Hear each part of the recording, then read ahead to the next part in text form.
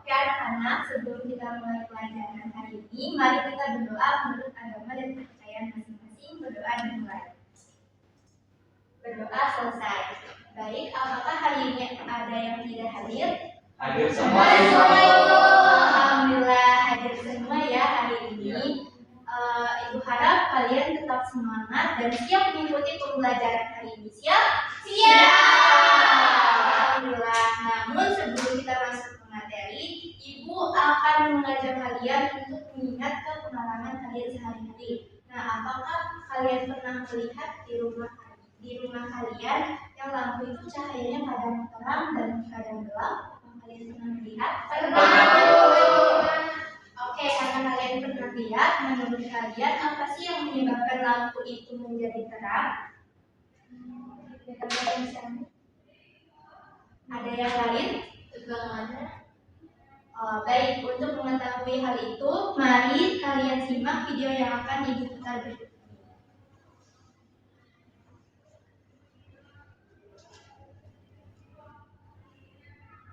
Nah, anak-anak perhatikan bagaimana kecerahan lampunya.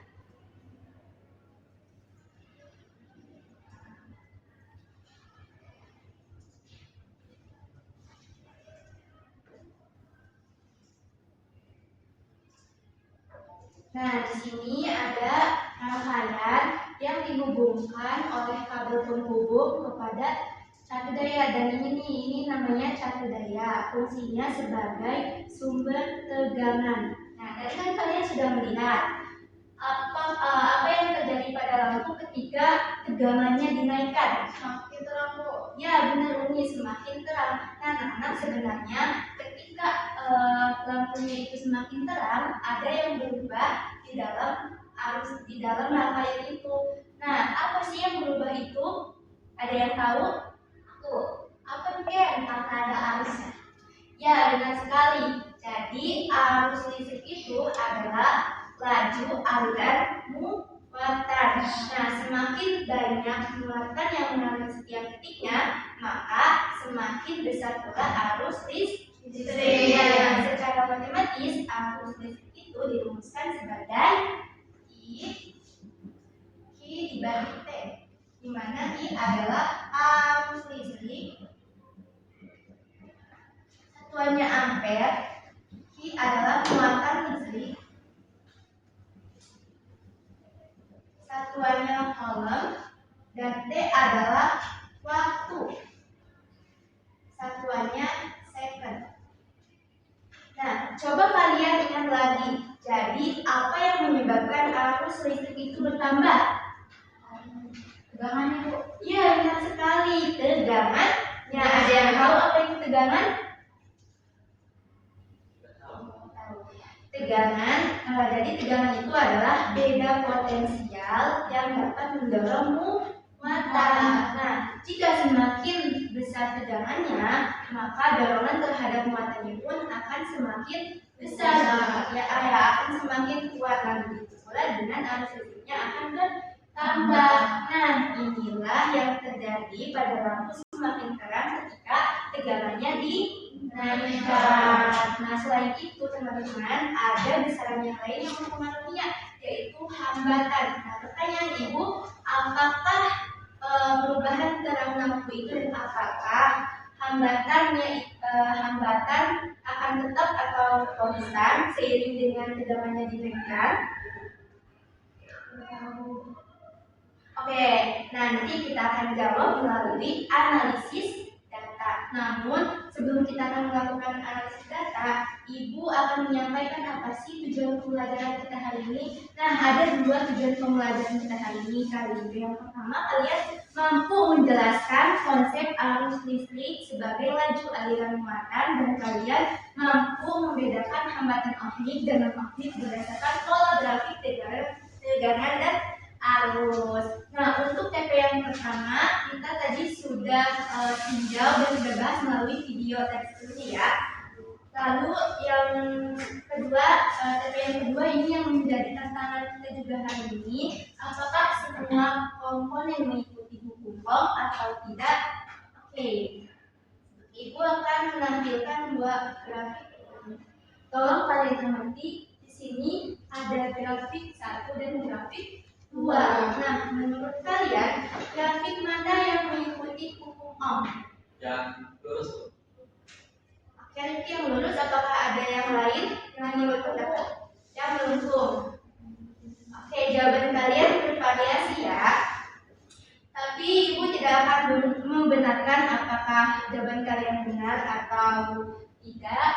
Nah, sekarang lihat grafiknya. Kalau grafik lurus berarti hubungan Pi dan I-nya bagaimana?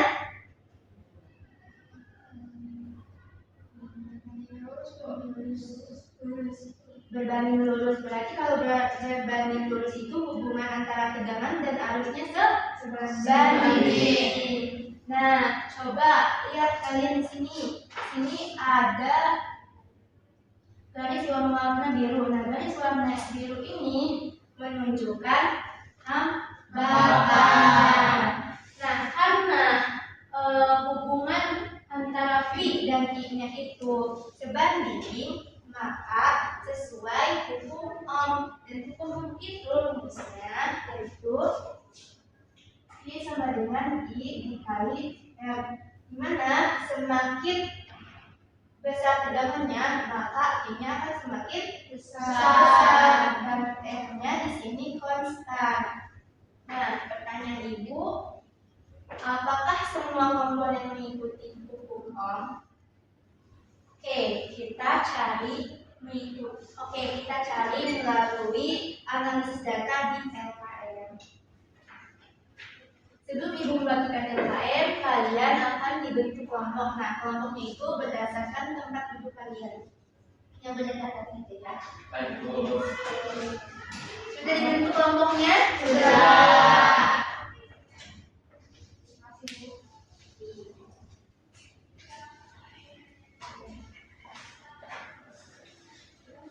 Oke, kalian sudah dapat LKM-nya. Nah, buka LKM-nya anak-anak. Untuk A1 dan A2 kita lewat saja karena tadi kita sudah bahas ya melalui video. Nah, lalu di sini ada grafik seperti grafik yang Ibu tampilkan di layar. Nah, kalian tulis ciri yang kalian amati. Lalu di halaman berikutnya ada rumusan masalah. Nah, tulis rumusan masalah yang kalian selidiki dan setelah itu ada hipotesis. Nah, misalkan gini, saya menduga hambatan resistor bla bla bla, atau saya menduga hambatan lampu bla bla bla. Selanjutnya ada analisis data. Nah, di situ ada data percobaan komponen resistor dan data percobaan komponen lampu pijar. Nah, di situ kalian hitung bagaimana hambatannya menggunakan rumus R sama dengan P dibagi I, tegangan dibagi arus. Nah, setelah itu kalian simpulkan bagaimana hasilnya, bagaimana hambatannya tetap atau tidak tetap. Nah, terakhir kalian akan melakukan presentasi. Oke, Ibu beri waktu 1 menit untuk mengerjakan LKM-nya dan mendiskusikannya secara berkelompok.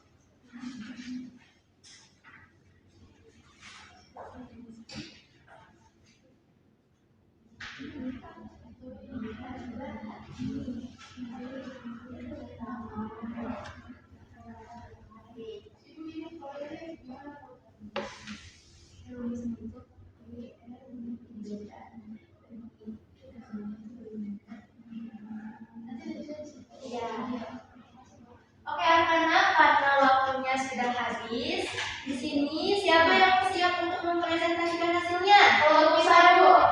Oke, kelompok 3 silakan naik ke depan.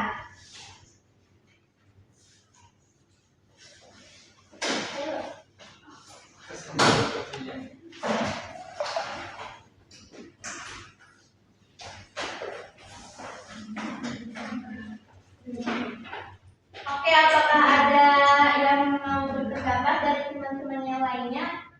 Apakah ada yang menginginkan menanggapi? Sama Bu. Baik, karena sama, terima kasih kepada kelompok Niken. Silakan duduk. Tepuk tangan sebelumnya kepada kelompok Niken.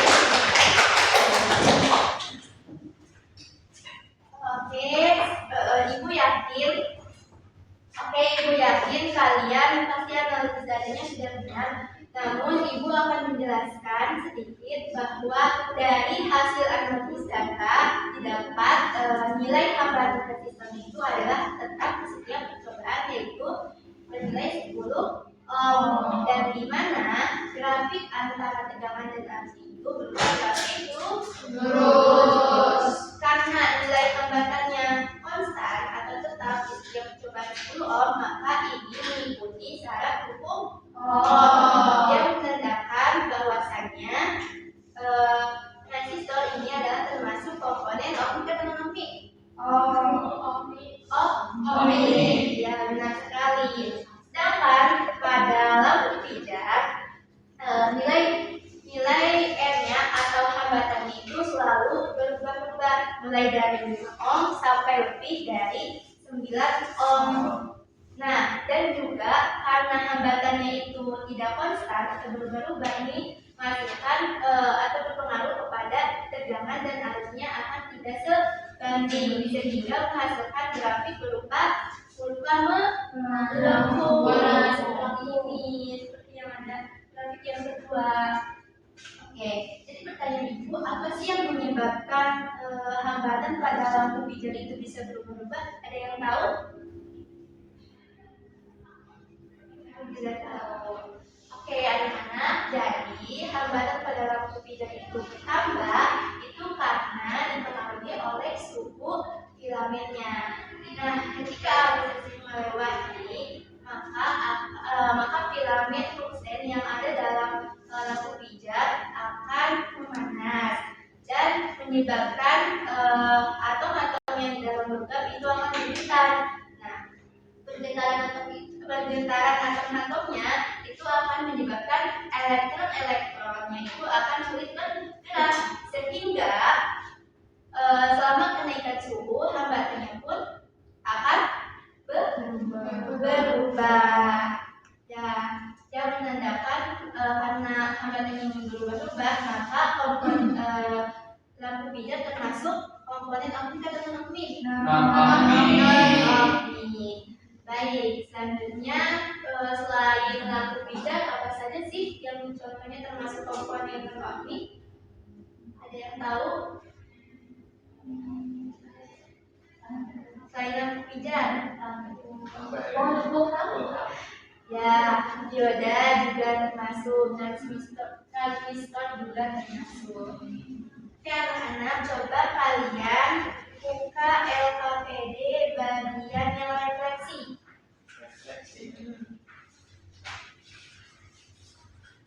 Nah, kalian isi bagian refleksi.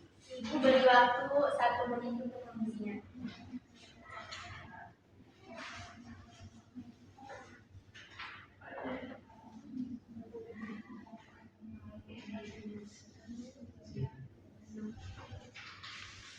Oke, waktunya sudah cukup, sudah selesai? Sudah. Baik, untuk mengevaluasi pemahaman kalian hari ini, Ibu akan memberi kalian kuis. Nah, kuisnya akan Ibu kirim melalui Naomi ya. Naomi, tolong kirim kepada teman-temannya kuisnya. Oke, silakan kerjakan selama 1 menit.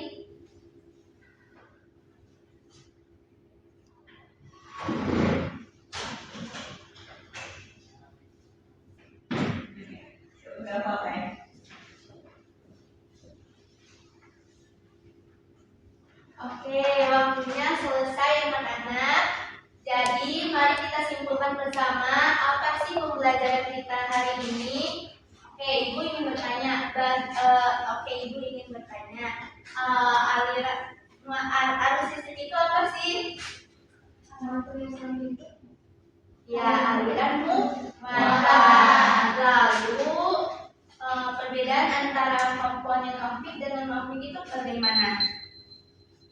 Oke, karena waktunya sudah cukup, terima kasih atas antusias dan partisipasi kalian. Wassalamualaikum warahmatullahi wabarakatuh.